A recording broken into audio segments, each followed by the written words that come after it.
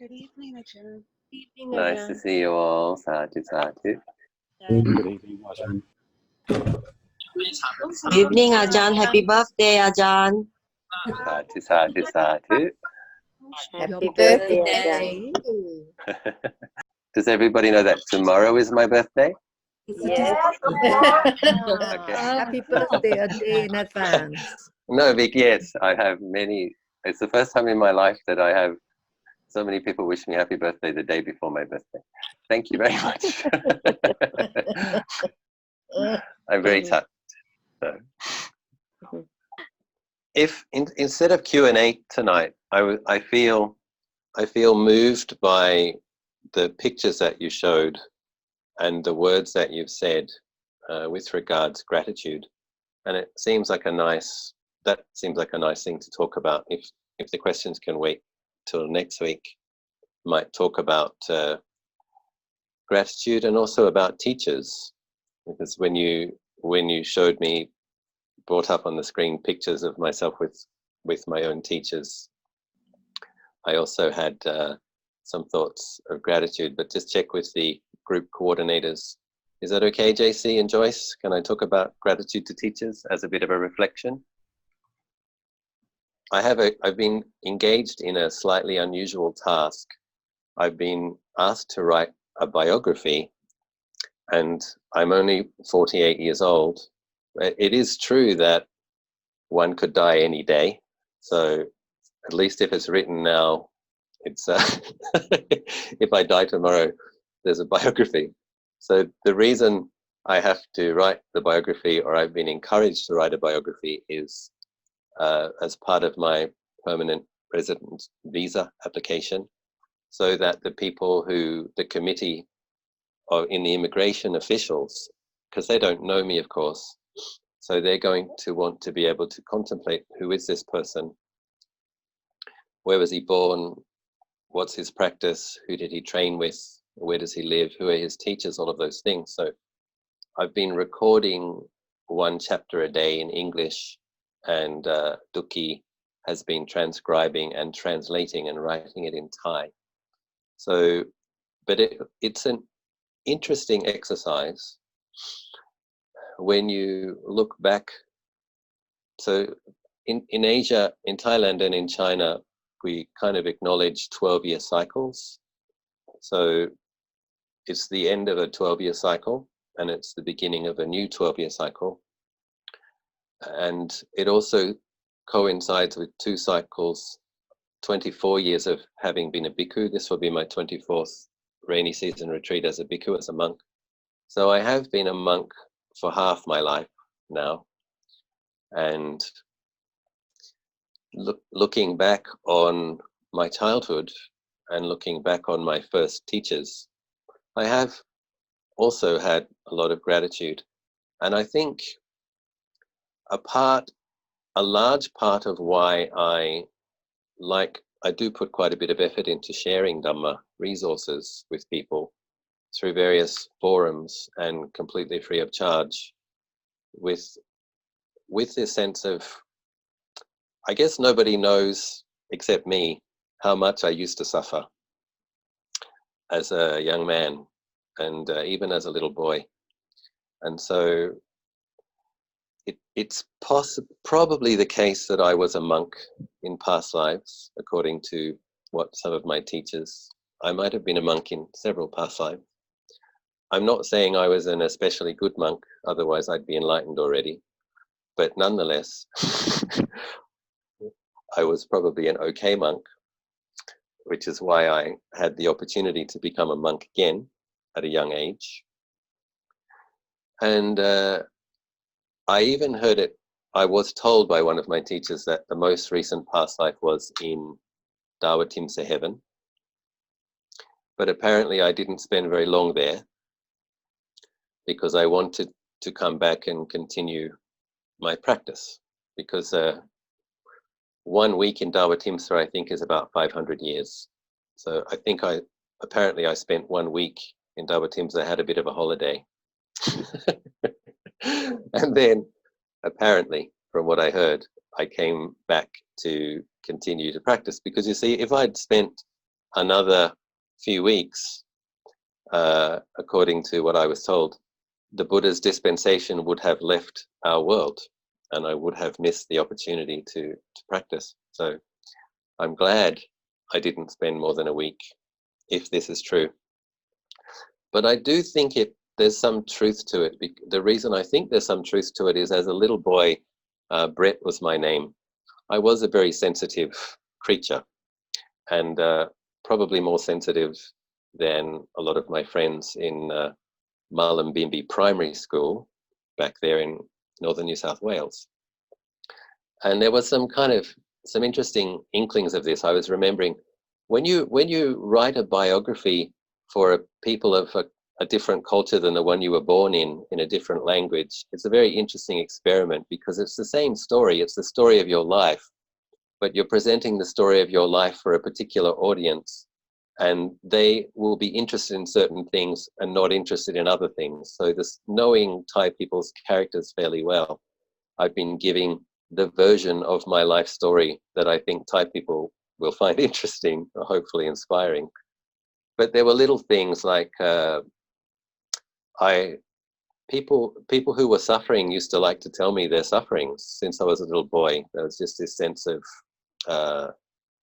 this person is compassionate, this person listens well. But I actually think this is one of the reasons I can't keep secrets very well, is because ever since I was a little boy, everybody told me their secrets. So, that doesn't, if secrets are something that everybody's always telling you, it's not helpful for you understanding that concept, As far as I understand it, secrets are something people tell people, especially me. But anyway, there were other things, like when my father used to go and play golf with my big brother, he would ask, my big brother is 12 years older than I am. So when I was about 6, my twin brother, my younger brother, didn't want to go, but I wanted to go.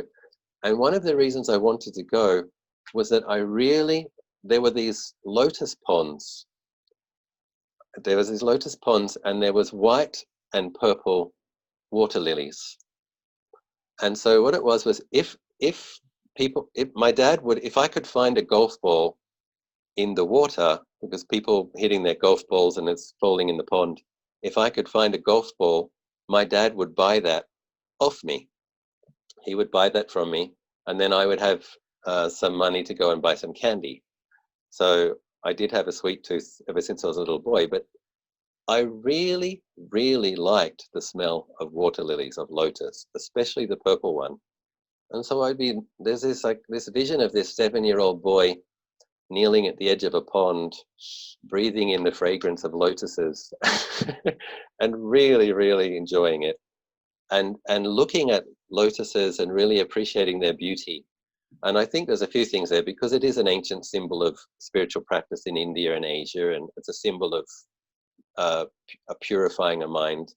But there was just this sensitivity to certain things in nature that certainly my twin brother and my younger brother weren't interested in.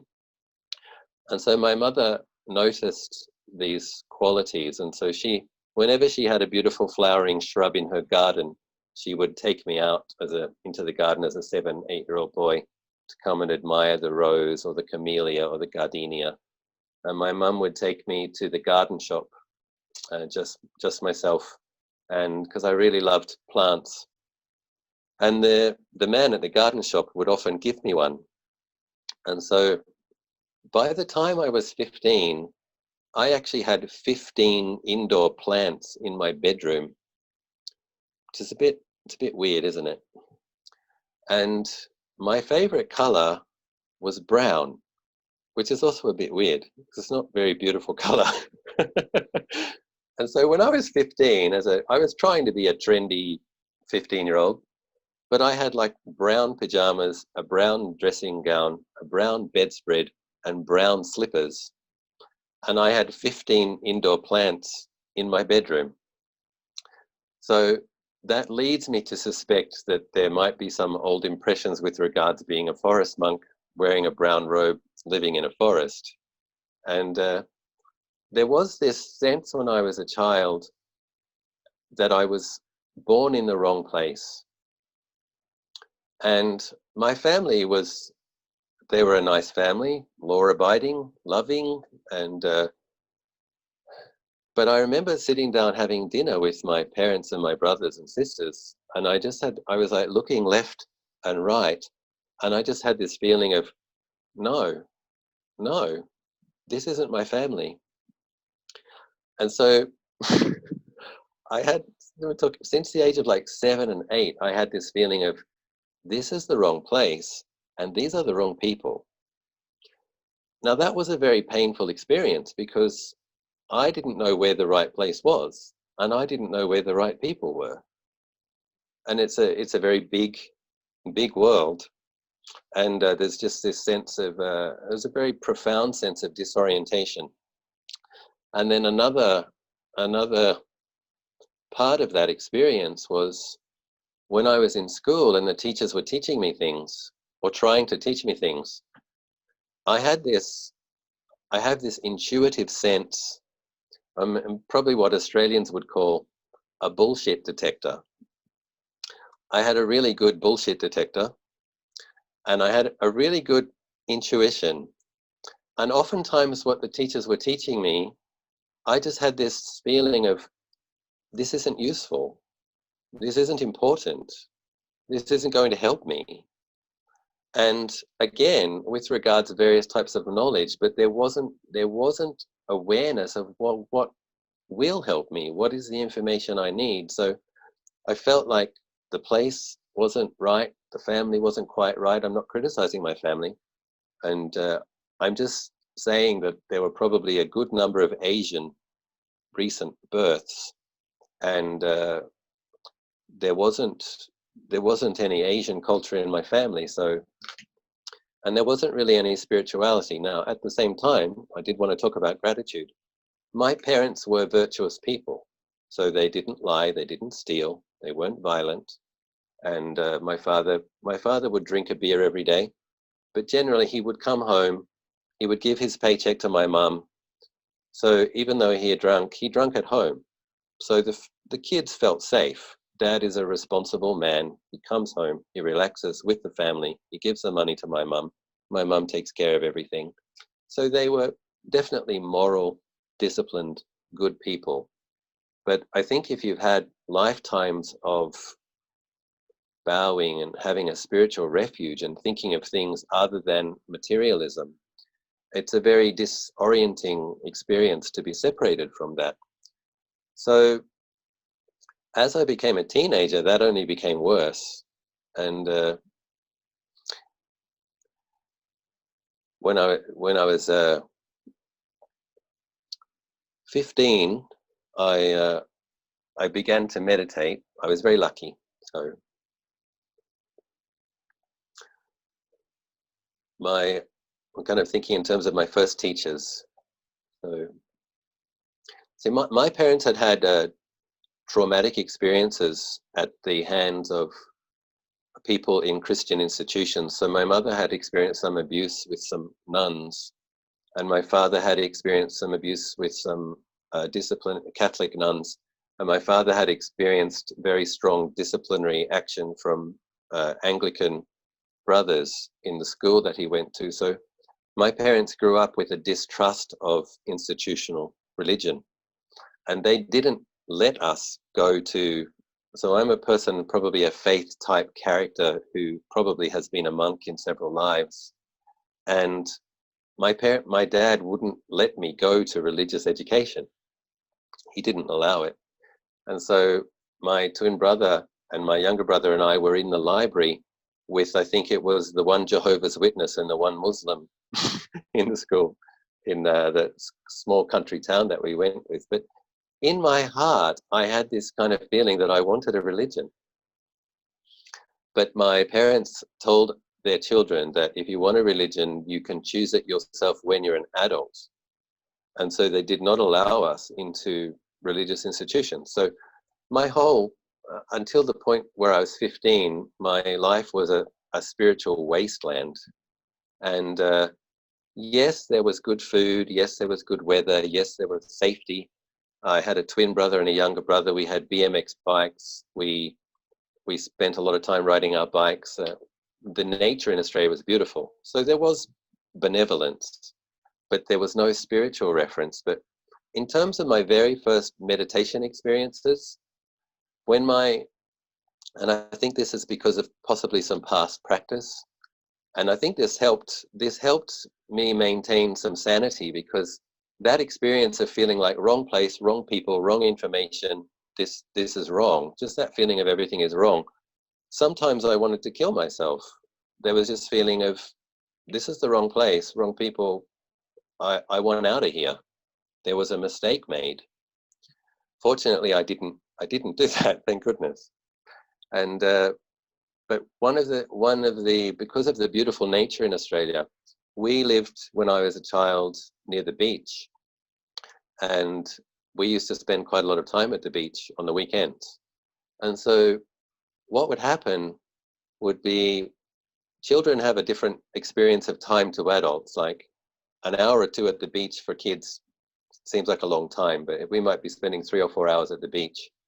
So wrestling with your brothers, chasing your brothers, making sandcastles, all of that stuff, swimming, catching the waves. But there was two things that would sometimes occur.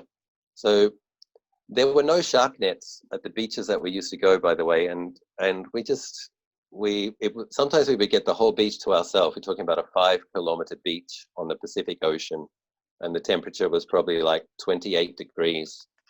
Very, very lucky that we had that beautiful nature. But so we would catch the waves, but at a certain point I'd go out deeper past where the waves were breaking, where you couldn't touch the sand anymore. And it's just this movement of the waves, like they're not breaking, they're just beautiful. And so I would like float on my back. We were all very good swimmers, as you can imagine. We're like literally growing up on the beach.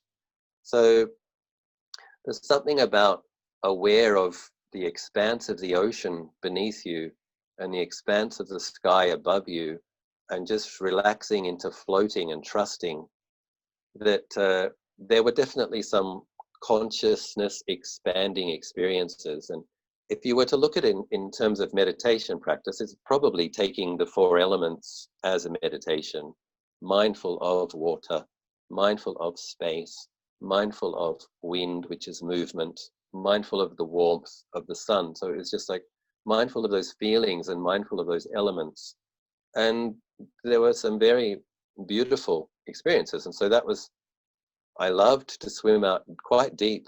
And fortunately, we were good swimmers, because there are sometimes rips and currents and you can get taken out, but we were good swimmers and we knew what to do. It's one of the things you learn in Australia, is if there is a rip or a current, that you swim diagonally back to the shore and don't wear yourself out. You just come back to the shore, not necessarily where you were, but you just get back to the shore somehow.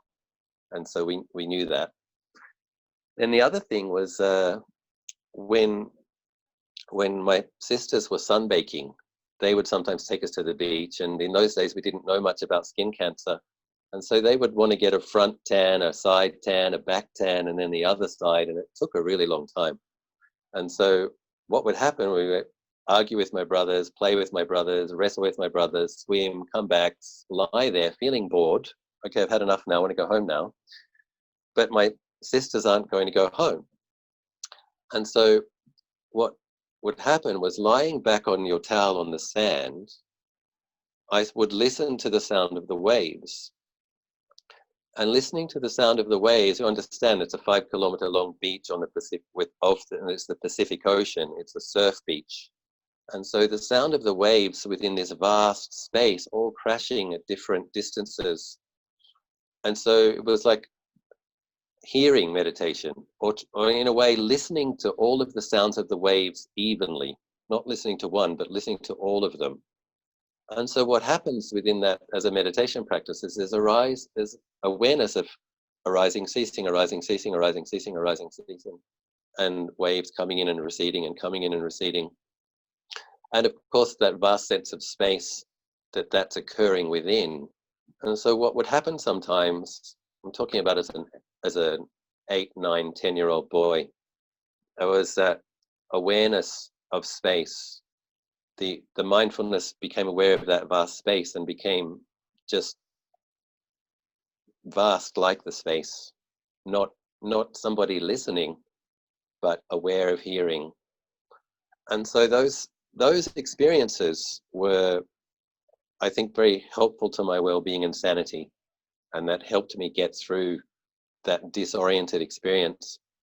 But what happened was, when I was 15, I was really struggling because my parents had to move. We had to move away from that area, and we had to move to a suburb. My father had to get a new job, and we had to move to the Brisbane area. And so there was no more forest and there was no more beach. It was a suburb. And so being separated from that was a bit difficult. But fortunately, my brother had an apartment. He was like a brother. He was my best friend at the time. He had an apartment on the Gold Coast, and his mum was going down for the weekend, and they invited me to come along. So she was lovely. Her name was Maria. She was from Yugoslavia, and I used to call her my Mama Maria. She baked fabulous East European bakery goods and pasta and macaroni. She was like a second mum to me. I love her very much.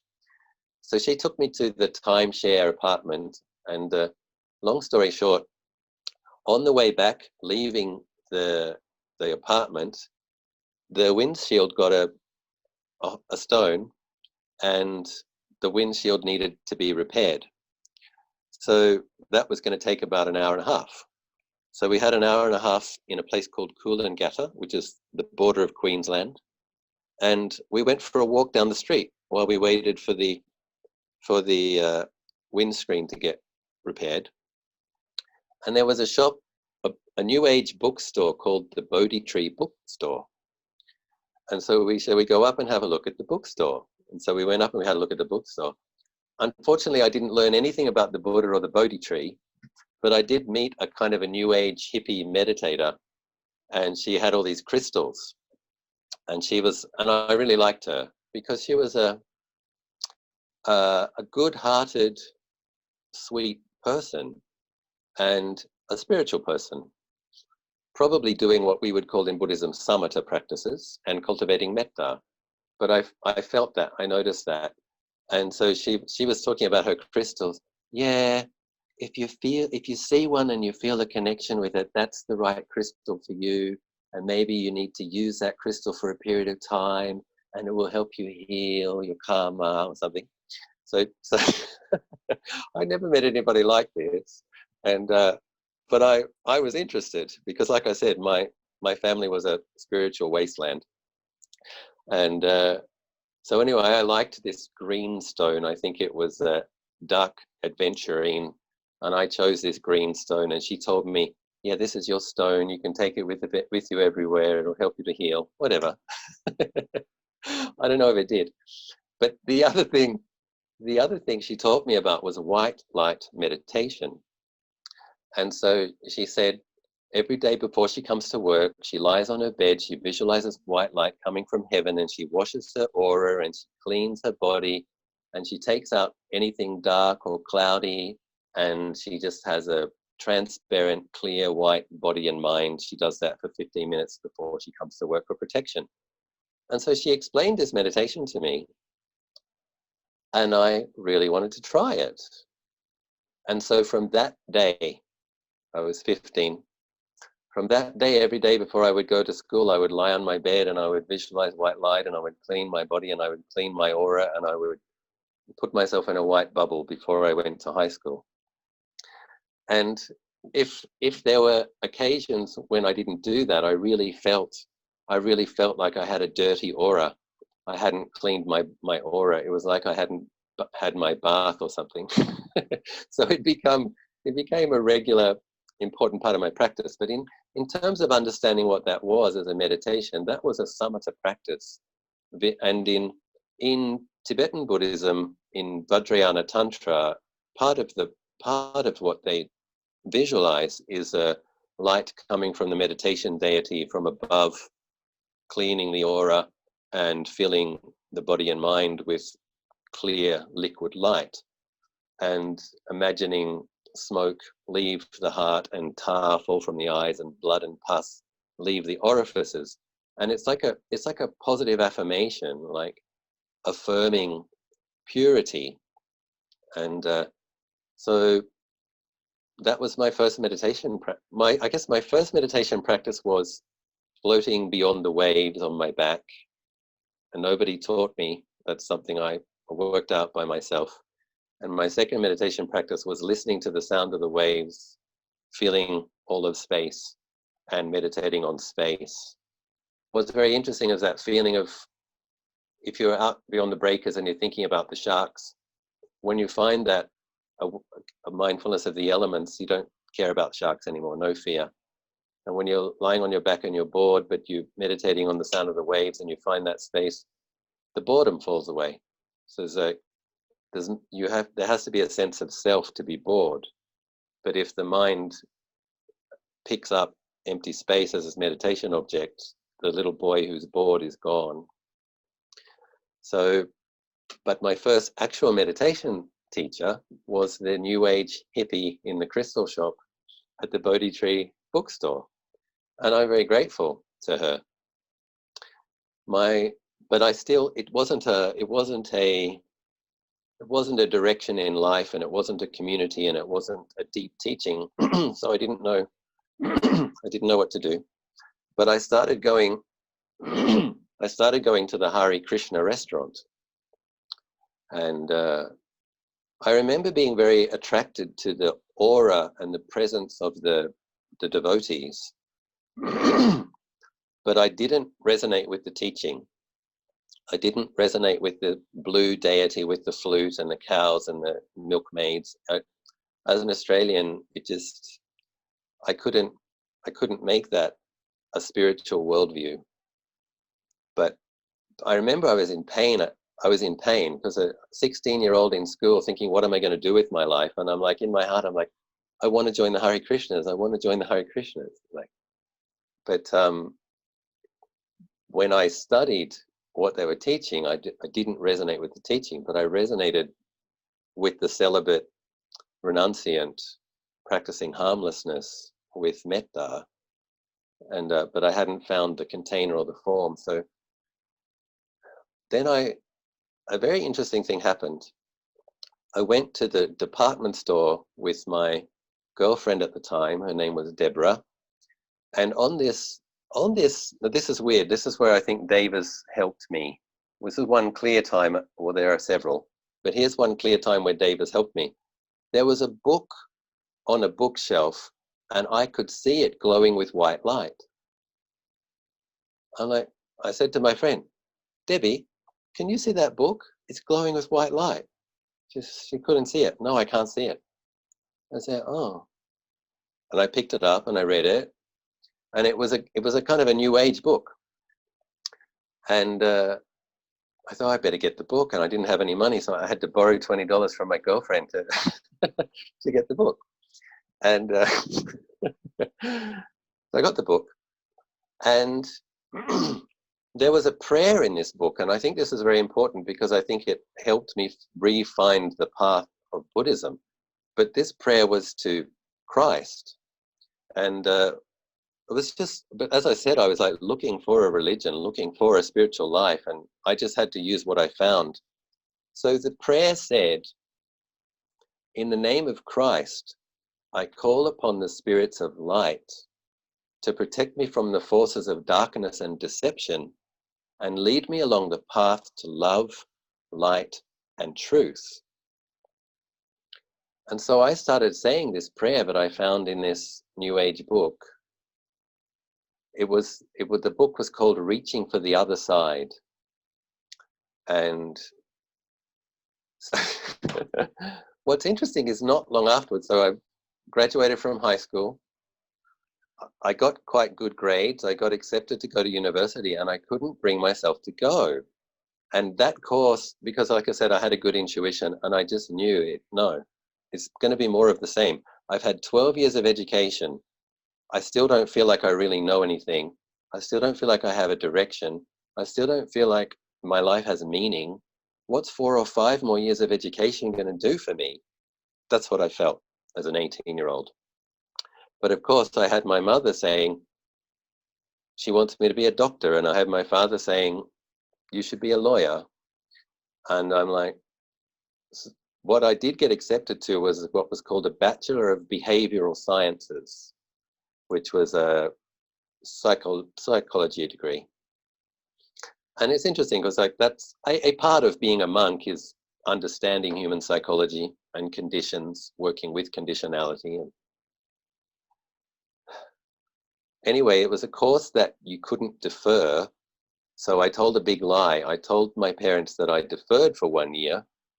And that year was to give me the courage to tell them at the end of the year, I'm not doing this course, Mum and Dad. So I told them I deferred for a year so that I could save up the money to go to university more comfortably. But I didn't go to university. And I got a job in the civil service. I said, okay, there was this exam for the Queensland Civil Service. And there's about at least 1,000 people in this huge building. And you know what I did? I was like visualizing white light, and I took my lucky green rock with me so that I could, be lucky in the test. And anyway, so I sat that exam. I really applied myself. I really tried. And 2 weeks later, I got a phone call and a job interview, and 3 weeks later, I had a job. And I had a job at the Department of Education, and I had to answer the phone and say, hello, Department of Education, Vocational Education and Training, Industrial Relations. This is Brett Hansen. How can I help you? I hated it. So I lasted in that job 1 month. And so I quit I wasn't a very good civil servant. And so that was the second time in 1 year that I made my mum cry. When I didn't go to university, I made my mum cry. And when I quit from the civil, she's like, oh, at least he's got a good, stable government job. And so when I quit from the government job, my mum cried again. And sorry, Mum. But then somebody mentioned, then I became a barista. I became a barista who was studying acting and singing. And then I became the coffee shop manager. And I became a vegan. I became a vegan, and I wouldn't even drink caffeine. I was like this uber healthy kind of health food fascist. And but the ladies who worked in the department store who would come down for their coffee, they were really fun actually. The Estee Lauder ladies and the and they would say, oh, your complexion is so beautiful. You're so beautiful. How do you take care of it? And I say to them, well, I would never drink coffee. They were my regular customers coming to the coffee shop, of course. It's like, coffee dehydrates your skin. It's terrible stuff. Anyway, these days I have 3 cups of coffee a day. But anyway, in those days I was very healthy. But somebody told me about the Goenka Vipassana retreat. That was the first time I heard about it. And my aspiration to study acting and singing led me to move to Sydney, because in Sydney there is the National Institute of Dramatic Art. I was thinking that I would audition and apply to be an actor. And what happened was I went to visit a couple of agents, and I was studying acting at the Actors Centre. And I went to a couple of agents, and I saw all these actors and actresses' pictures all over the walls, and these big glossy catalogues full of people who the agent was the agent of. And I felt totally repulsed. My interest in acting was to understand psychology, to understand emotions, to understand what makes a person that person, why they are the way they are, how they work, how they think, how they react, and how to kind of develop mastery over emotions. So I was interested in the process. I was interested in the reflective aspect of acting. But when I went to the agent and I saw you have to be a product and you have to compete with all these other products, I was like, no, I don't want to do this. So I didn't know what I was going to do, but I continued to have acting and singing classes because I enjoyed them, but I never did a single gig. And But because I had the spare time, because I didn't go to university, another person told me about the Goenka Vipassana meditation retreat. So I've been saying this prayer, in the name of Christ, I call on the spirits of light to guide me. So the last part of that, lead me on the path of love, light, and truth. There's something about saying that every day. And so people started telling me, there's this 10-day retreat. You like meditation, you should do this 10-day retreat. And so another thing that's interesting, I don't tell these stories very often, but like I said, I've been composing my biography, so I've been thinking about them. I did register for the 10-day retreat, and an interesting thing happened. It was in the Blue Mountains behind Sydney, and checking in was at night time, taking the refugees, having the orientation talk. And so, but we had a few hours extra spare time, so I visited my sister, and I wanted to go for a walk in the rainforest because I'd loved walking in the forest since I was a little boy. My family, my dear mum and dad, in summer they would take us to the beach, but in winter they would take us to the rainforests for walks in the forest, in the national parks. Northern New South Wales has many beautiful national parks. And so I wanted to go for a walk in the forest. And so again, I was with Deborah, and we went for a walk in the forest, and a really weird thing happened. Now, I wasn't smoking ganja, I wasn't taking acid. By this stage, I was vegan and I was doing yoga.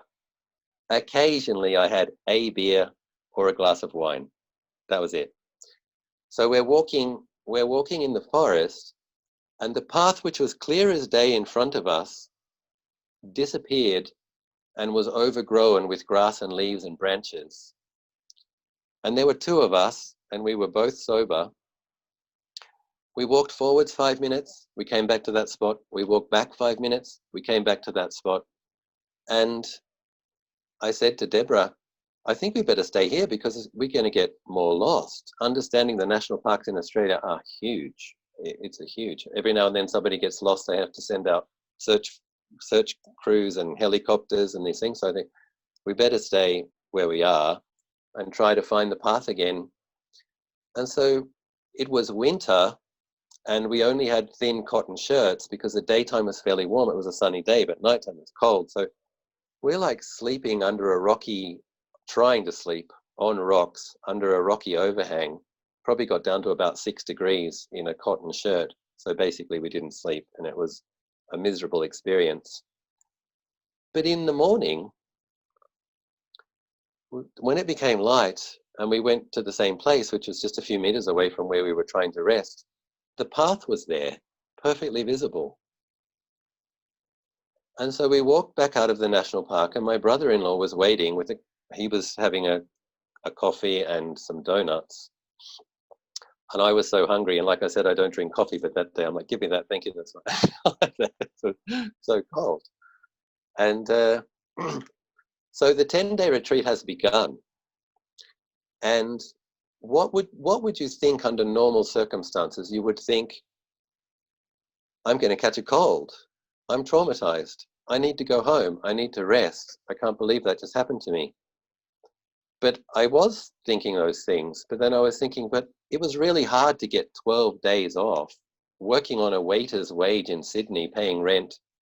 There's not much money left. To be able to get 12 days off and schedule the time. So I called the retreat manager, and he said, I told him what happened, and he said, yeah, okay, come. I'll let you play the tape of last night's talk, and you can start late. And so I did go and do the 10-day retreat. And so I'm very grateful to him. But when I look back on that experience, when I look at my life now, many of you just shared these wonderful, beautiful, touching birthday blessings. The implications of doing that 10-day retreat was that I rediscovered Buddhist practice. The implication of rediscovering Buddhist practice was that I meditated every day since that retreat. That led me to Thailand, doing more retreats, which led me to Wat Nanachat, which led me to being a monk, which led me after 10 years to become a teacher. And now the consequences of that are that I am now helping people as my teachers have helped me. I'm also helping people to grow in this beautiful teaching and training. So I do think there are such things as Mara Devas, and what seems to have occurred is that something outside of myself and my friend at the time affected our consciousness so that the path was there, but we couldn't see it. And I think according to Mara Devas' strategy, I was supposed to go back home and sleep and think, okay, well, it's a shame I missed the retreat. But I did go to the retreat. Now, keeping in mind my meditation practice has been lying on my bed, visualizing white light and holding onto a green crystal, or lying on the beach or swimming in the ocean. So I signed up for the Goenkaji 10-day Vipassana meditation retreat, which is 11 or 12 hours of sitting meditation a day. And I've hardly sat on the floor in my life. And you learn a lot about pain. You learn how much pain there is in a body and how much pain there is in a mind. So you're sitting there, knee pain, hip pain, back pain, shoulder pain, and Goenkaji, bless him, start again,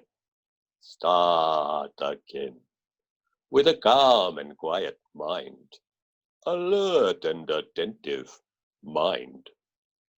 And I'm like, my mind isn't calm, my mind isn't quiet. Start again. So they wouldn't let you do any walking meditation. They wouldn't let you do any jongkrom, any yoga. But you could have a 5 or 10 minute break between 2 or 3 hour sessions. Oh my God. Fortunately, oh my Buddha, fortunately, it was way out in the sticks. And I mean, I wanted to run away. After the second day, I'm like, no, this is too hard. This isn't the meditation. This isn't what I thought it would be. This isn't working. Fortunately, it was a long way away, and my sister was coming to pick me up at the end of the 10 days. And those days we didn't have mobile phones. I couldn't call her and say, rescue me. So I started listening to the Dhamma talks, which were on record, on a video, late at night. And so when Goenkaji, I probably don't remember it exactly as he said it because it's 26 years ago now. But what I remember Goenka said was he was explaining the Four Noble Truths. And here's this Indian, slightly overweight Indian man with a thick accent, wearing white sheets. To an Australian in those days, it looks pretty strange. But for the first time in my life, I have this feeling of here's a teacher who's saying something that makes sense. Here's a teacher that's saying something that's interesting. Here's a teacher saying something that might be useful. And so I really listened up. And when Goenkaji said, the characteristic of experience is suffering, I was like, oh my God, it is suffering.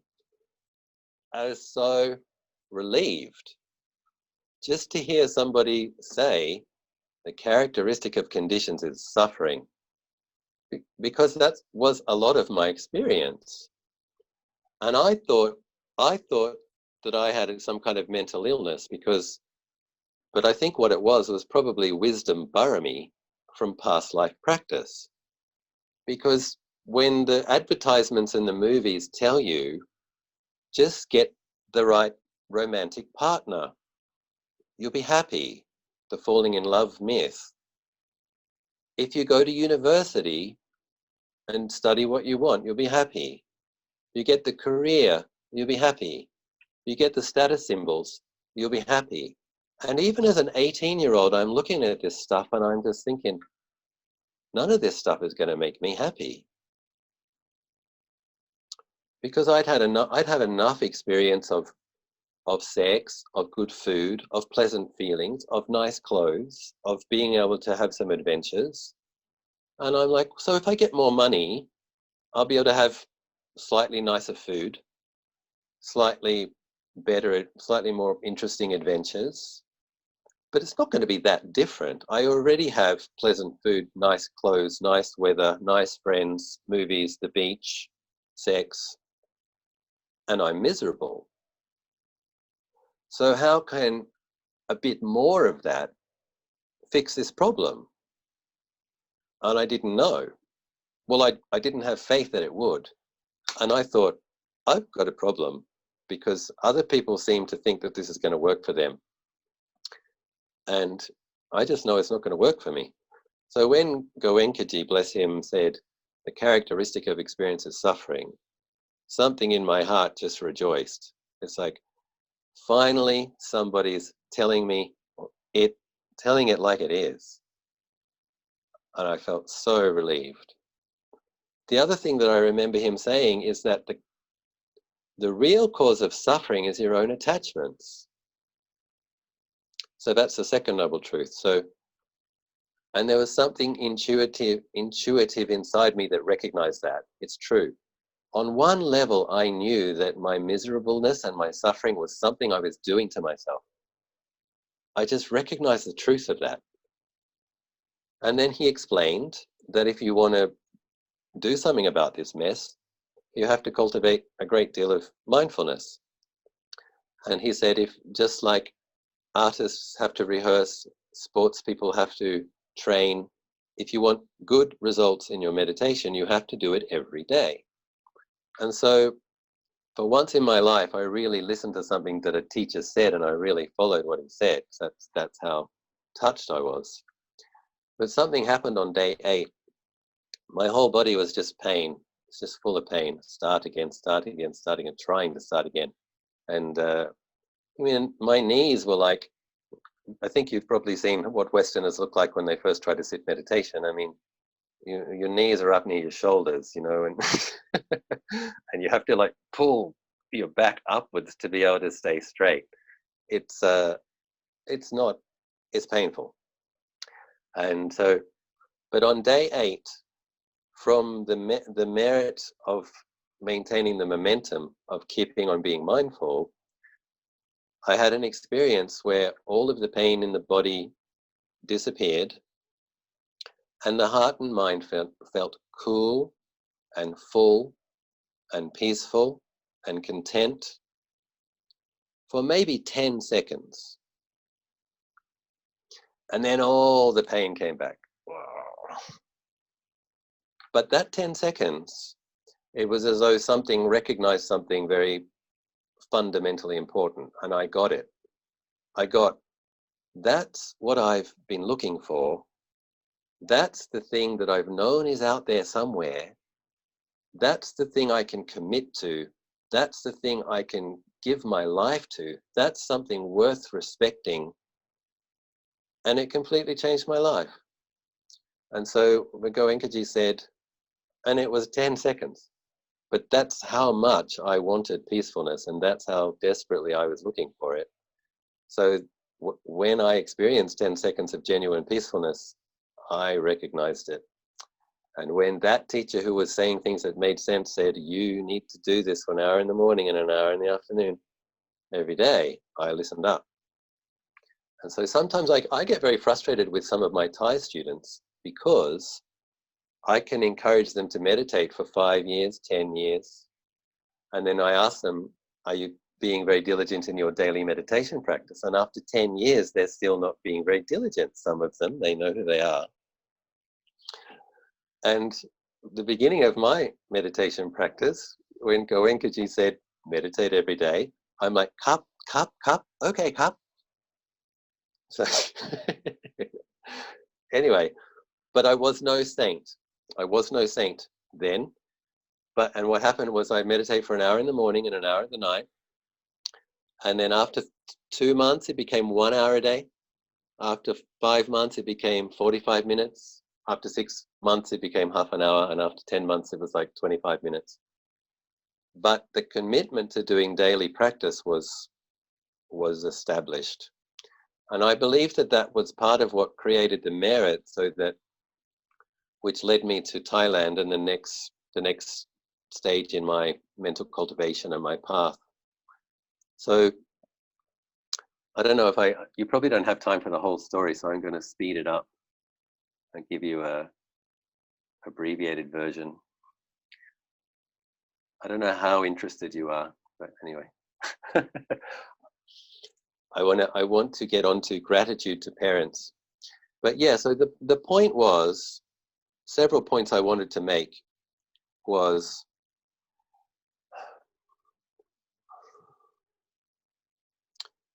the reason I'm generous with teaching is because I know what it's like to not have had the teachings.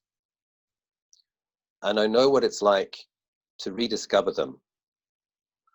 I know from firsthand experience how much suffering I had when I did not have the 3 refuges, and how much suffering I had when I didn't have mindfulness and I wasn't able to contemplate my experience with any clarity.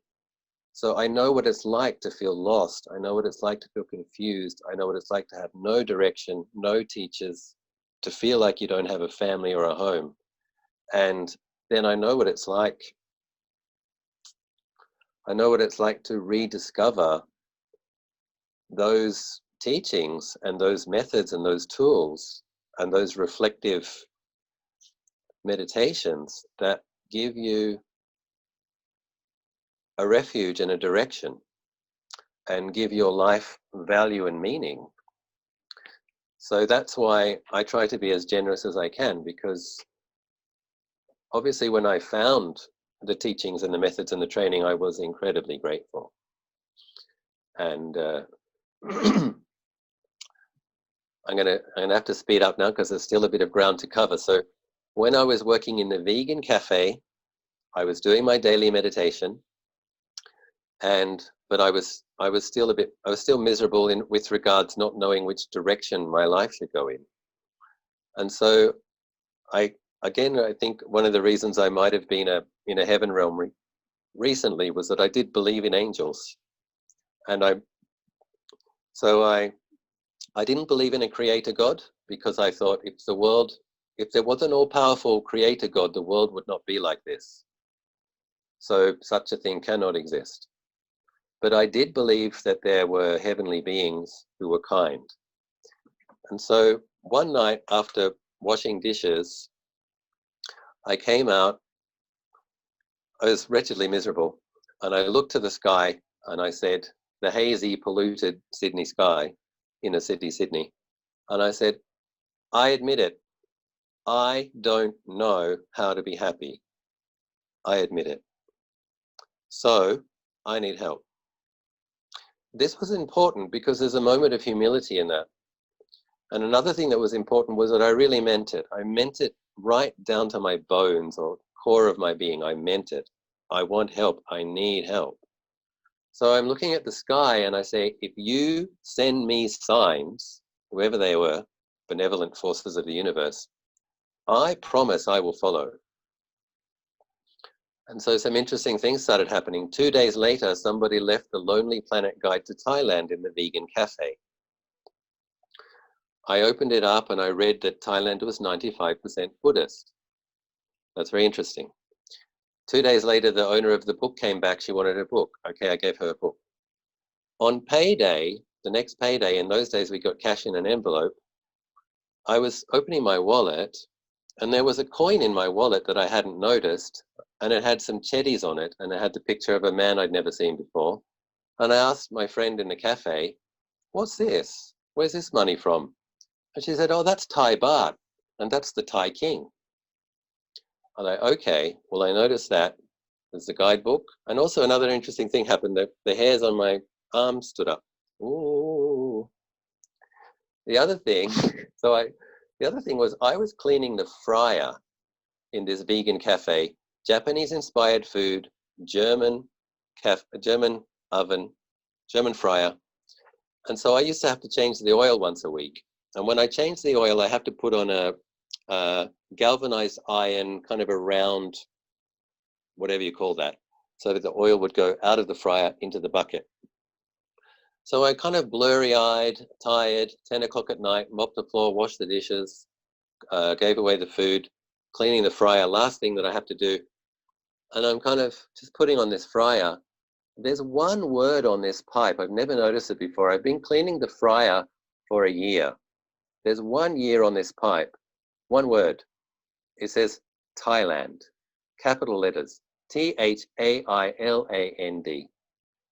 It didn't say made in Thailand. It just said Thailand. How on earth that pipe was there, why that pipe was there, I have no idea. But I stood up and I said, okay, I got it. 3 signs, the book, the money, the pipe, Thailand, I'm going. I vow that within 10 weeks, I will go to Thailand. So, which is, you know, when you think about it, for an Australian, it's a bit of a weird thing to do, isn't it? But I think the daily meditation had sharpened my intuition. And there was this awareness that there are devas, there are benevolent forces. Maybe they want to help you, but they have to need to know what you want. And they have to feel confident to know that if they try to help you, you'll follow. So I meant it with every ounce of my being. And so after 8 weeks, I had a ticket, I had a passport, and I had no money. I had a 1-year return ticket. I had no money. So what am I going to do? I've got 2 weeks. I had a mountain bike. I used to love to ride to the beach, and I used to love to ride to the swimming pool. So I sold my mountain bike. I sold my computer. I had a Turkish rug. I sold my Turkish rug. I sold my bed. Anything I could sell to get money, I sold it. And so I got $1,000. $1,000 26 years ago, 1,000 Australian dollars. It was enough to go to Asia for a while. And so 4 days before I left the cafe, the vegan cafe, a woman walks in. She's Canadian. She's a backpacker. She's just come to Australia. She said, is there a job here? And well, there might be. I'm just about to leave. He's like, well, where are you going? I'm going to Thailand. And she asked me, why are you going to Thailand? I said, well, I hate winter. It's coming up to winter. I want to go to the beach. And I like meditation. And I read that Thailand was a Buddhist country. So I want to go and study a bit about Buddhism. So she tells me, I know where there's a meditation center on an island, tropical island, with a view of the ocean, with an Australian and an American teacher teaching in English, teaching 10-day retreats. And I said, could you please write down the address? Now keep in mind, this was pre-internet. It would have been very difficult to find out where is that meditation center. So she wrote down the address. Long story short, I'm trying to speed up again. I go to Thailand, I come to Bangkok. We had a bit of a traumatic experience. Somebody tried to sell us sapphire gems, saying that it was the one day of the year the government was going to let you off paying taxes, and took us, we didn't want to buy jewels. We came to study meditation and go to the beach. And this guy said, no, just come and look, I said, I'm vegan, I want to go to a vegetarian restaurant. He said, yeah, there's a really good vegan restaurant next to the jewelry shop. When he got there and he realized that when he took us there and he realized that we really weren't going to buy jewelry, he just left us there somewhere in Bangkok. We don't know where we are. And we have to try to find our way back to where we where we were staying, which was called Khalsan, Tanon Khalsan, which you read in the guidebooks, Khalsan Road. So we're trying to say to these tuk-tuk drivers, Khalsan Road, we need to go to Khalsan Road. Can you take us to Khalsan Road? And none of us understood what we were saying because we were speaking bad Thai with an Australian accent. We had to say Tanon Khalsan. And he's like, no. So it took us a long time to get back to the guest house, and we were pretty traumatized by the time we got there. So after that, we wanted to go to the tropical island. And anyway, Steve and Rosemary Wiesman were teaching reflective meditations as well as breath meditation and walking meditation. So when I did the 10-day retreat there, I learnt about Metta Bhavana, I learnt about walking meditation, and I heard more of the Buddha's suttas, and I learnt more about training mindfulness in different postures. So I'm grateful, very grateful. Thinking of my first teachers, I'm grateful to the Australian beach. I'm grateful to the lady in the New Age bookstore. I'm very grateful to Goenkaji. And I'm very grateful to Steve and Rosemary Wiesman, who taught me that Buddhism isn't just a method. Buddhism is many methods, many practices, and can be practiced in every posture. I'm also very grateful for my karma, because I actually spent 5 months at that center over a 9-month period. I also went to study massage. I had to go to Malaysia to do a visa run. I did a retreat in Malaysia, Mahasi Sayadaw style. Again, I learned more methods. I'm grateful to Mahasi Sayadaw. But if I was in Australia, there's no way I could have lived in a meditation center. It would have been too boring for a 22-year-old. There's no way I could keep precepts, meditate, be helpful, and just stay there. No way, I wasn't ready yet. But thank goodness to the merits I made in past lives that manifested, that the meditation center where I was volunteering, where I had to meditate twice a day, the way they did it was you could attend one of their 10-day retreats. On the following month, you had to receive the other yogis, settle them in, give them blankets, those kind of things, be helpful. And then on the other month, you'd do another retreat. But because it was a tropical island with a view of the ocean where you could watch these storm clouds, and there were these great old fun nuns, these Thai nuns who used to tease me, and I used to peel the coconuts for them, and they used to make these great curries. There's this combination of conditions where, yeah, I'm a lusty young man and I have to keep these precepts. I'm living in this center, having to wear white and having to meditate twice a day.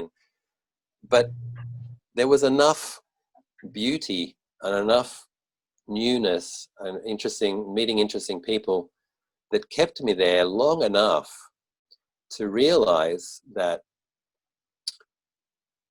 I want my life to be about this. Because I couldn't really, again, like one of the reasons I'm so generous with teachings is because I know what it's like to need the refuge and not have the refuge. And I know what it's like to feel like you don't have a home and to need one. And so my money ran out. I went back to Sydney. Oh, by the way, one day I went for a jog on Koh Phangan Island in my first week there. And I was looking out in the Gulf of Thailand, and I was standing on the Thai earth, and the Thai weather was around my body. And I had this really strong feeling, this feels like home. For the first time in my life, I think, oh, this actually feels like home. Didn't understand the language. The food was incredibly spicy, wasn't used to it yet. So hot, just from going from a little run, my whole body was completely covered in sweat, and itchy. And like, wow, this actually feels like home. So what happened was when I went back to Sydney, because my money ran out after 9 months, even before I was fully awake, I was already crying. That's how much my whole body and mind missed Thailand. I was like, oh, what am I going to do? So I ended up, I'd learnt some massage in Thailand, and I started volunteering at the hospice, the Catholic hospice, and I would go and massage dying people once a week for a day.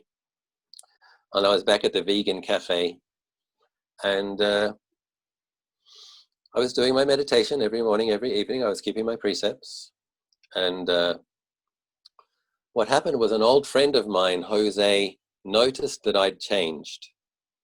And he said, I want to go and do that same retreat you did because you seem much happier. And I don't want to wait for you to get it together to save the money. So I'm going to offer you the plane ticket.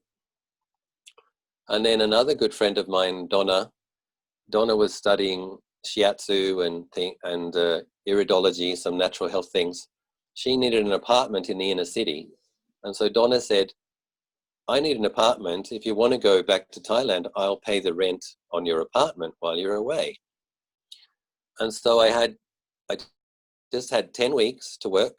I got 2 jobs and I had my rent paid and I had my ticket offered to me.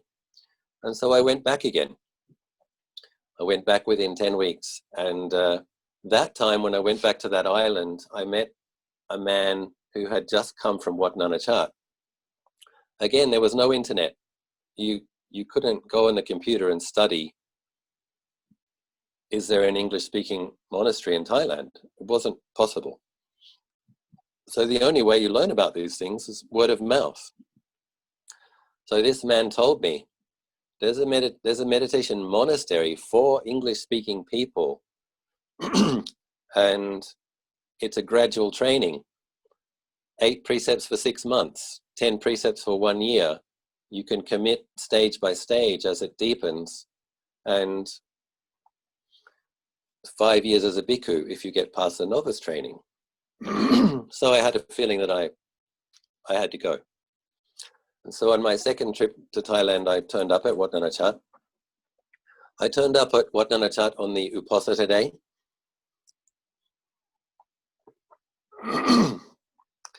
And Ajahn Achalo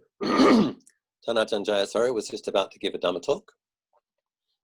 And so I walked in and I paid respects and I was sitting on the floor and there was chanting in Pali and Thai, and then Ajahn Achalo gave the talk, and I could really feel the faith of the lay people. I didn't feel at home yet because it was a very strict, there was a right way to do everything, which also means there's a wrong way to do everything. So you're kind of very mindful that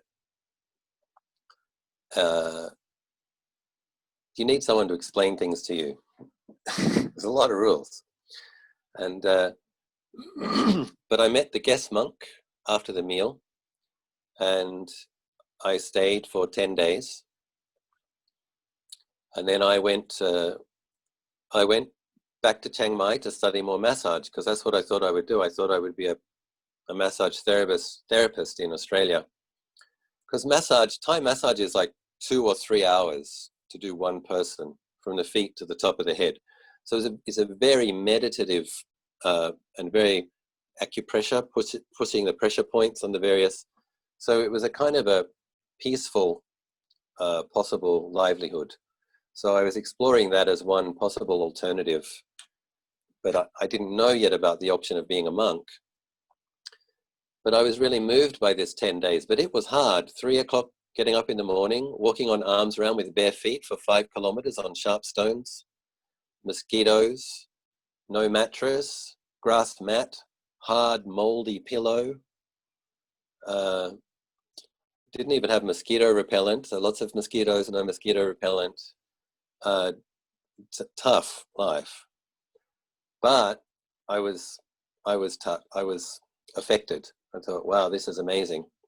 I went to Chiang Mai, I studied a bit more massage, I came back again to Wat Nana Chat. I extended my visa in Chiang Mai, and I had about 7 weeks to stay at Wat Nana Chat. I was helping to take care of a monk who had been sick. I was cooking bland vegan food for him. He'd had serious intestinal problems. So Ajahn Achalo, out of his kindness, allowed me to become a pakau, which is like an anagarika, a little mini ordination, even though I was only going to be able to stay for a month. I did have a debt. I had I just had to pay back somebody $1,000, and if I was going to become a monk, I had to get my parents' permission as well. So I had to see my family. But he allowed me to become an anagarika, 8 precept, celibate, postulant. And the timing was very interesting. It was the beginning of the rainy season. And so Ajahn Achalo gave a Dhamma talk every night for that month. And we're having the morning chanting and the morning sit, the arms around, the sweeping the leaves, the meal. Afternoon practice together for 3 hours, sit, walk, sit. and then evening chanting, and then Ajahn Achalo, and then sit, and then Ajahn Achalo would give a Dhamma talk.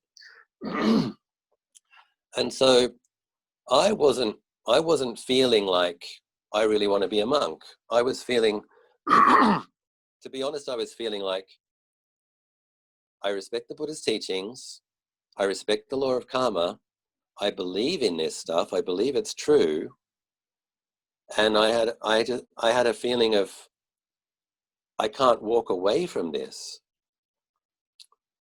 What was happening was I kept meeting people who were coming to the monastery for 10 days, 2 weeks, 1 month, but had to go back. A parent was sick. They were helping a brother or sister go to university. They were married already. Various things. And there I was. I had just a small debt, but my parents were healthy. I had brothers and sisters. And I was going on this alms round, noticing these people put the food in the monk's bowl. And I began to have these strong intuitions that I must have done that for a good number of lives in order to have this opportunity now.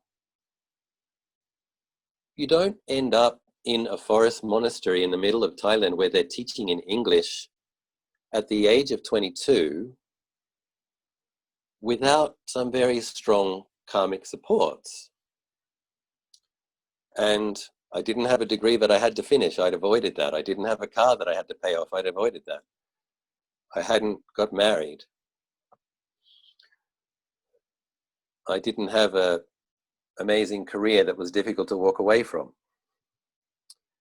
And so when Ajahn Achalo basically explained, as we know, Lord Buddha spent millions of lives perfecting virtue and noble qualities and incredible wisdom.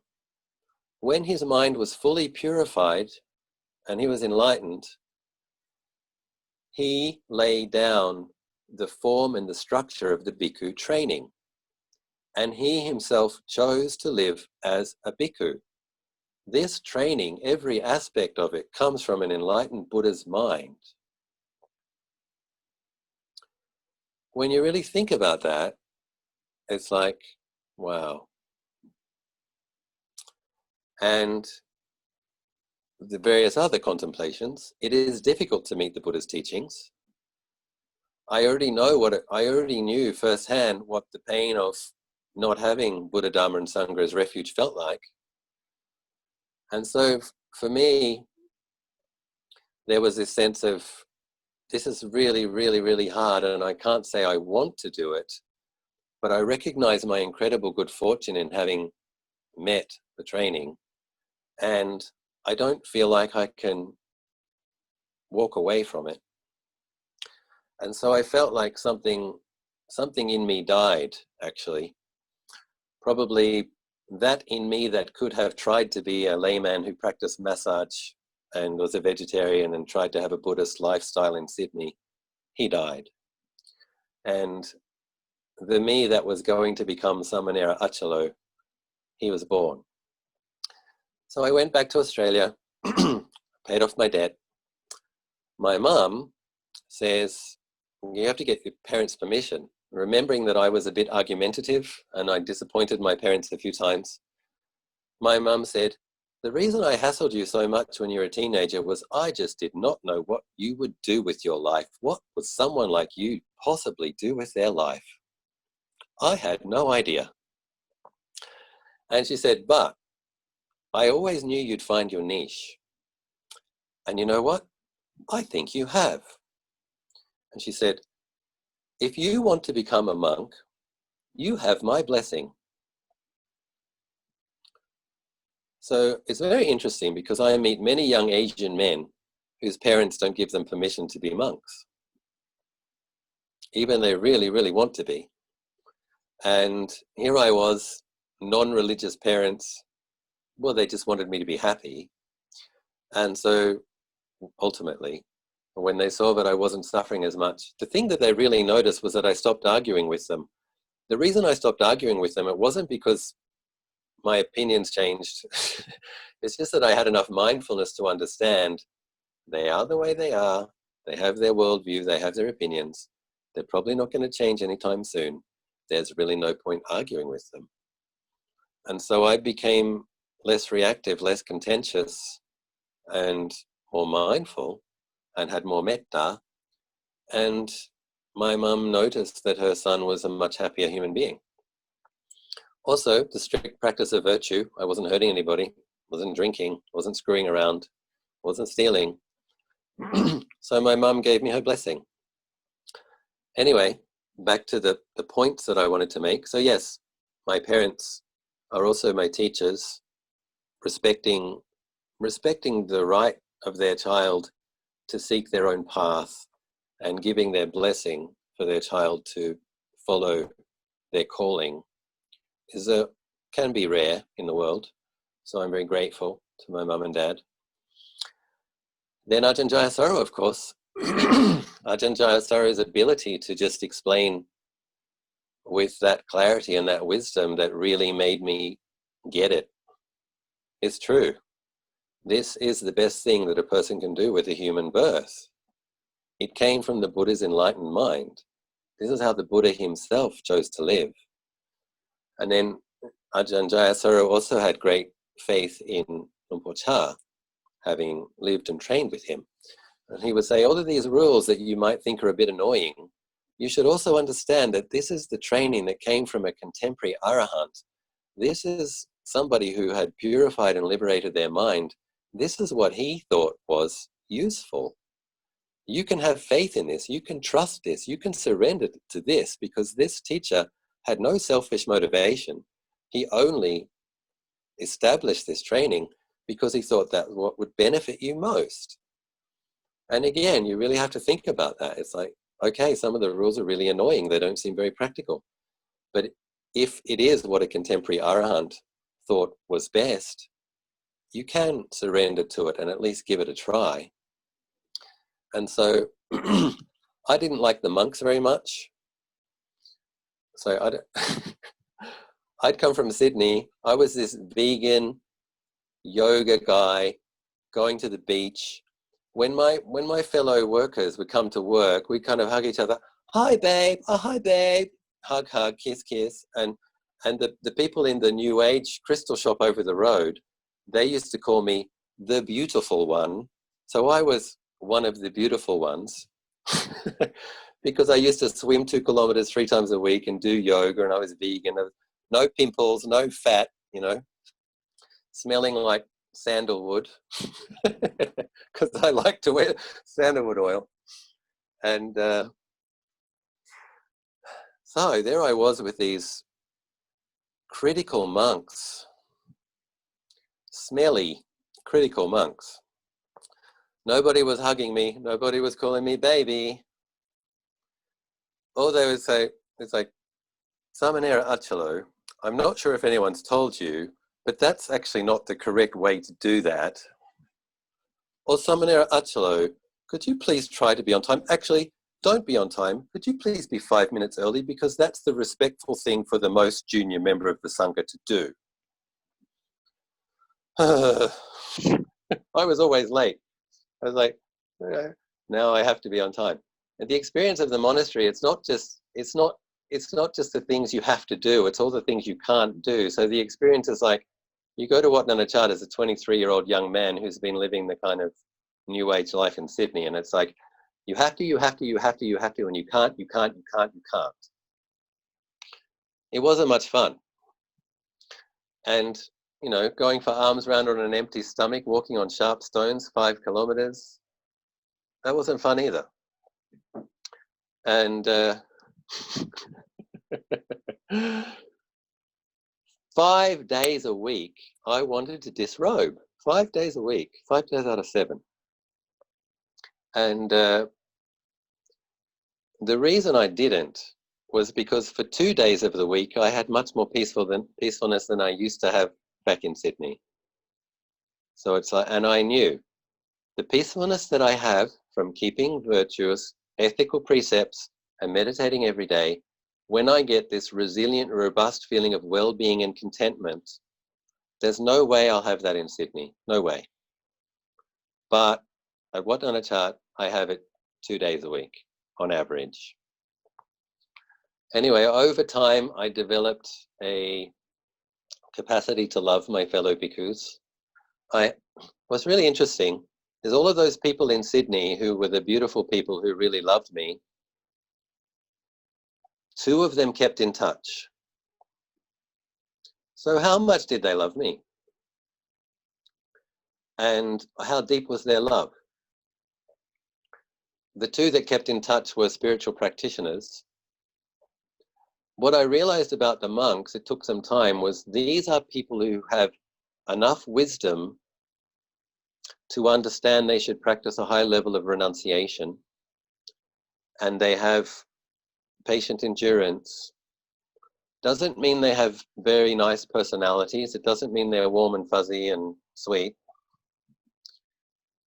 But they weren't beautiful people on the outside, but they were beautiful beings, in as much as they had wisdom and they had commitment to ethics. And so it took a while. After about a year, I made a really good friend, Ajahn Punyo, very, very sweet monk. He was kind of a lifesaver when I finally had a good friend who was a monk. And then another year later, I made another friend, Ajahn Anando. So Kalyanamitta, having good spiritual friends, really makes a difference. And I developed more and more appreciation for the monks. But in this generation of monks is quite different. When I was turning up, in those days, like I said, you couldn't do a search on the internet. It was a certain type of person, probably a little bit extreme, that would find themselves in northeast Thailand. But these days you get a lot more kind of mild-mannered, sweet, well-rounded, lovely young men. In those days, everybody was a bit kind of rough diamonds, a bit rough. Bless them. So Ajahn Jayasaro was only there for a year before he decided to have a 5-year break, and then Ajahn Pasano came. And so I learned from Ajahn Pasano, mostly from observing him, a sane, decent, solid person who was trustworthy. Because I had massage skills, I was massaging his feet after tea most days, and I would give him a back rub after the all-night sit, the day after the all-night sit. And so I really got to feel, as part of the Acharya Vata, the taking care of your Ajahn, I really got to spend time with this decent, solid, sane, good human being. The other thing that you learn from Ajahn Pasano is that every morning chanting he's there, every afternoon sit he's there, every evening sit he's there, every arms round he's there, every all-night sit he's there. He just had extraordinary commitment to the discipline. And I was really struggling. Like I said, 5 days a week I wanted out of there. And so he took me away to visit some very inspiring monks at our branch monastery called Pujom Gom. And the one monk, Ajahn Chandaka, was studying suttas, and another monk, Ajahn Siripanyo, was learning the Patimokkha. The Patimokkha is a 40-minute chant that he was learning it by memory, and I think he did it in 4 weeks, maybe 6 weeks. And this was, as inspiring as that is, Ajahn Siripanyo has gifts with languages and putting forth a lot of effort. I came back from that experience, even though Ajahn Pasano was probably trying to give me a break, because Pujongkom's in a beautiful place, a national park on the border of the Mekong River. So he was giving me a break in the wilderness. But I came back to Wat Nanachat and I felt like, comparing myself to those monks, I'm not up to par. I'm not cutting the mustard. I'm not good enough. And so I decided that at the end of my the end of my first bhikkhu pansa, I've got it wrong. I got my own story wrong. It is a bit complicated. Ajahn Jayasaro was the abbot when I was a Pakau. Then he went away for a year. Ajahn Pasano came when I was a novice. So this is during my novice year. Ajahn Pasano was there just 1 year or so. Then Ajahn Pasano went to establish a Bayagiri with Ajahn Amaro. So I became a bhikkhu with Ajahn Jayasaro in the following year. So this is in my novice year. So I decided that I would disrobe after my novice pansa, and I would kind of cut my losses. Okay, I spent a year in the monastery. It's a good thing. I'll be a good person. I'll go back and I'll meditate. I'll be a good Buddhist layman. And so I kind of felt like I was, those 5 days a week, I felt like I was drowning. I wasn't coping. The 2 days were good, but so one of the things I decided not to shave my eyebrows 2 weeks before the end of the rainy season, because to me having eyebrows was like, it was like a sign that I was going to make it. I'd make it back to lay life, and I could. So anyway, I was sweeping leaves around Ajahn Achalo's kuti, and he noticed, being very observant, that I hadn't shaved my eyebrows. And he said, "Nen Achalo, you didn't shave your eyebrows. Did you forget?" And I said, "Ajahn Achalo, I've been thinking about it, and I've decided that I'm going to be disrobing at the end of the pansa. And since I'm going to be disrobing, I want to have eyebrows." Because I never thought not having eyebrows was a good look. You know what I mean? So then he said, "Why? Why do you want to disrobe?" And I said, "You know, when I look at Chandiko studying suttas, and I look at Siripanyo learning the Patimokkha, and here I am still struggling learning the morning and evening chanting, sitting around missing, having some sexual fantasies and restlessness, and I just don't think I'm monk material." And I'm so grateful to Ajahn Achalo, because he said, "Well, this time last year, were you having these same kind of thoughts?" Like, "Yeah." "Well, did you think they were evil and bad and terrible last year?" "No, not particularly." So he said, "There's two things. Firstly, those unwholesome mind states are not there all the time. You're focusing on those and you're paying attention to those, and you're not noticing when they're not there. That's the first thing I'd like to say. The second thing is, the fact that you know an unwholesome mind state and it is an unwholesome mind state when you're experiencing it is actually growth.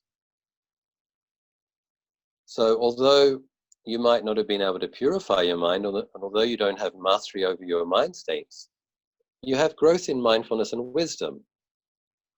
I think you're doing okay, and I think you should continue." And in my heart of hearts, I really wanted to. I just lost faith in myself. And so I'm very grateful for his strong, fatherly, manly, sane capacity to mentor, look back and say, "You're doing okay, keep going." And then he's like, "Nen Achalo, go and shave your eyebrows." I'm like, carp. So I'm very grateful to Ajahn Achalo. And so I've been talking a long time, and I could probably talk for a lot longer, because I haven't talked about Ajahn Samedo or Ajahn Anan, but I'm not going to. Suffice to say, on this occasion, suffice to say, I'm very grateful to the Dhamma. I'm very grateful to the Buddha. I'm very grateful to the Sangha. I'm very grateful to this training. I'm very grateful to my teachers. And so when I see a lot of you express your gratitude to me for making efforts to teach and helping you to have methods and teachings that come from the Buddha and this long lineage, I understand why people feel grateful. And I understand why people love their teachers, because I feel grateful. I love my teachers. I love the Dhamma. I love my bhikkhu life. And I also have appreciation for my beautiful students. So thank you for the birthday wishes. I hope that something I shared about Dhamma practice, its value, and the importance of committing to it may have been uplifting to you in some way. I hope I didn't talk for too long, and I hope that something I have said has been useful to you. May we all continue to grow in Dhamma. Dana, Sila and Bhavana. May you have increasing samadhi, kanika, upajara, appana. May you have vipassana jnana. May you attain to stream entry if that is your goal. If you are one of the Mahayana practitioners, may you grow in the Bhumis, the Bodhisattva Bhumis. May you meet great gurus, great ajahns to lead you on that path. Whatever your noble Buddhist aspiration, may you always meet with great teachers, great teachings. May you have the aspiration, inclination, determination to keep at it. Because now I don't have any days where I want to disrobe. So this is the result of, I'm not saying my mind is pure, I'm not saying there's not unwholesome things that I want to do sometimes, but what I'm saying is I'm content in the bhikkhu training after doing it for 24 years. So there is immense value in sticking with things. I can see in my own life the value of just keeping on going when it's hard and never letting up. And if you ever do become disheartened, I hope that you can meet some people who encourage you. May you have auspicious signs that guide you on the path. May you have kind, generous teachers and people who help you through your periods of doubt and difficulties. And aside from that, may you have good health, wealth, prosperity, safety, a peaceful death and an auspicious rebirth until Nibbana.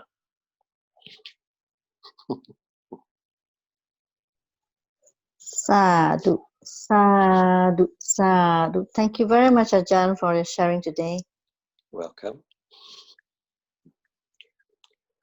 Anumodana to those of you who stayed up very late. Anumodana, Mahasadhu, Ajahn. It's always nice to recollect one's teachers with gratitude, isn't it? Yes. And one's parents. May Ajahn do an all-night chanting and all-night Dhamma talk with us one day.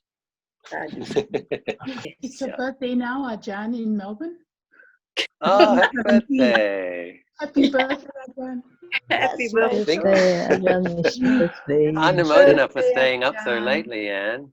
Happy birthday, Ajahn. Happy birthday. Thank you. Happy birthday. Thank you for the valuable advice, Ajahn. You're welcome. Birthday greetings from London, Ajahn. Sadhu, sadhu, sadhu. Nice to hear from you, Gobi.